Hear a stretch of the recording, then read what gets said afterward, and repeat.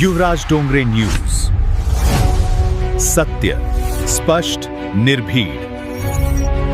30 मेला जरांगे पाटील उपोषण करत आंतरवालीला मराठा समाजासाठी कुंडी प्रमाणपत्र मिळवण्यासाठी।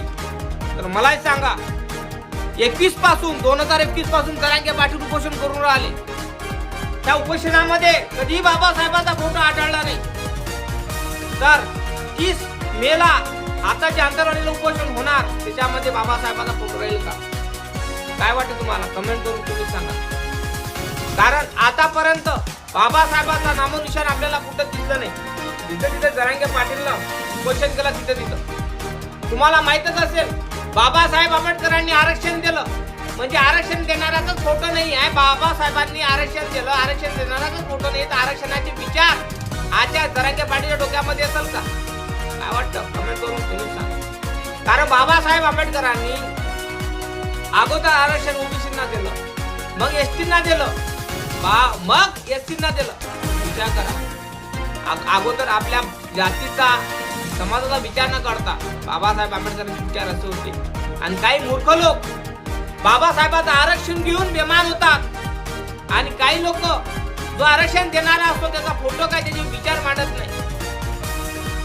काय म्हणाल तुम्ही? आंतरवालीला जेव्हा आता जे आंदोलन होणार आहे, उपोषण होणार आहे, त्याच्यामध्ये तुम्हाला बाबासाहेबांचा फोटो दिसणार का?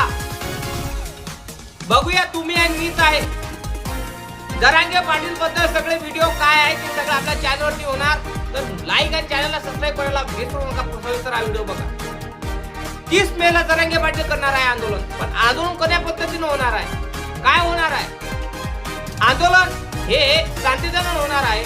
जरांगे पाटील यांचं म्हणणं आहे की आपल्याला आंदोलन शांततेने करायचं आहे आणि उपोषण करून करायचं आहे। आता हे उपोषण कुठपर्यंत चालणार ठाऊक नाही। आता आपण कुंडी प्रमाणपत्र मिळवल्याशिवाय आपण शांत बसू नये असं त्यांचं म्हणणं आहे। नेमका हा म्हणणं कुठपर्यंत चालणार? किती दिवस राहणार उपोषण? एक दिवस, 2 दिवस, 15 दिवस, महिनाभर, कुठपर्यंत राहणार? काय वाटतं? कमेंट करून तुम्ही सांगा। मराठा बांधव म्हणतात आम्हाला कुंडी प्रमाणपत्र पाहिजे, पण कुठे बोगस कुंडी प्रमाणपत्र मिळालेलं आहे।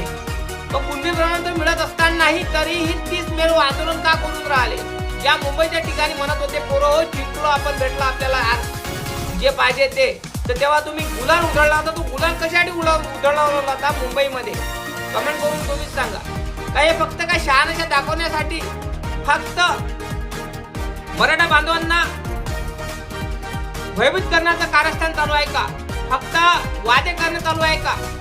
फक्त हे वादे करून राहिले, नुसते आश्वासन देऊन राहिले? वाटते का तुम्हाला की जरांगे पाटील नुसते स्वप्न दाखवत आहे मराठा बांधवांना, आश्वासन देऊन राहिले फक्त का सत्तेसाठी, कुठल्या पदासाठी? कमेंट करून तुम्ही सांगा। जरांगे पाटील झगडा लावत आहे आरक्षणाच्या नावाखाली, कुंडी आणि मराठा ह्या जातीमध्ये झगडा लावत आहे का? काय वाटतं? कमेंट करून तुम्ही सांगा। महाराष्ट्रामध्ये मराठा बांधव जेव्हा मुंबईमध्ये ठिकाणी गेले होते, आंदोलन त्यांनी केलं होतं, तेव्हा त्या ठिकाणी महाराष्ट्र सरकारने जेवण बंद करून टाकलं होतं। त्यांचे भाकरी त्यांनी घरून आणल्या होत्या। तिथे कितीतरी जीवन लोकांचे गेले त्या आंदोलनामध्ये। तर त्यांचं म्हणणं असं आहे जरांगे पाटील यांचं की जे लोकांचे जीव गेले त्यांच्या परिवाराच्या लोकांना नोकरी द्या। ज्या लोकांच्या अंगावर हे लागलेले आहे, केसेस झालेले आहे, एफआयआर दाखल झालेले आहे, त्यांच्या केसेस मागं घ्या आणि आम्हाला सरसकट कुंडी प्रमाणपत्र द्या असं त्यांचं म्हणणं आहे। पण ह्या अटी मागण्या होईल का? पूर्ण होईल का? देवेंद्र फडणवीस करणार का? कमेंट करून तुम्ही सांगा। पण माझं मत इतकंच आहे, जो व्यक्ती संविधानाला मानत नसेल तो बाबासाहेबाला मानणार कसा? पण बाबासाहेब आंबेडकर हे मानासाठी नाही आहे, संविधान हे मानासाठी नाही आहे। त्याच्या बापाला म्हणावं लागेल, त्याला म्हणावं लागेल। पण गोष्ट इथं संपत नाही की बाबासाहेबाचा फोटो आपल्याला दिसेल का? 30 मेला आपल्याला बाबासाहेबाचा फोटो दिसेल का? कारण बाबासाहेब आंबेडकरांचे विचार आचार हे त्यांच्या डोक्यात आहे का हे आपल्याला ठाऊक नाही। कारण 2021 पासून ते आंदोलन करून राहिले। आपल्याला अजूनही बाबासाहेबाचा काय कुठंच काही नामोनिशाण दिसलेले त्यांच्या आंदोलनाच्या ठिकाणी, उपोषणाच्या ठिकाणी। पण ज्या बाबासाहेब आंबेडकरांनी संविधान केलं, आंदोलन करण्याचा अधिकार दिला, तो अधिकार बाबासाहेबांनी दिल्यावरही त्या माणसाचे विचार आजच्या डोक्यात नसल तर त्या माणसाला खरंच यश मिळू शकते का? नाही ना। त्याच्यासाठी सगळ्या समाजाला घेऊन, जातीला लोकांना घेऊन आरक्षण मागत असाल तर आरक्षण हे स्वतंत्र मागावं हे माझं मत आहे. कोणाच्या ताटातला मागावं नाही. कारण बाबासाहेब आंबेडकरांनी हे विचारसरणी अगोदर 30 ते 40 वर्षाच्या अगोदर करून ठेवली आहे आणि त्यांना सेपरेट ताट तुम्ही लोकांना सेपरेट ताट दिलेला आहे. सगळ्या लोकांना सेपरेट दिलेला आहे. त्याच्यासाठी कोणीही झगडे झाले पाहिजे नाही, शांतता झाली पाहिजे नाही.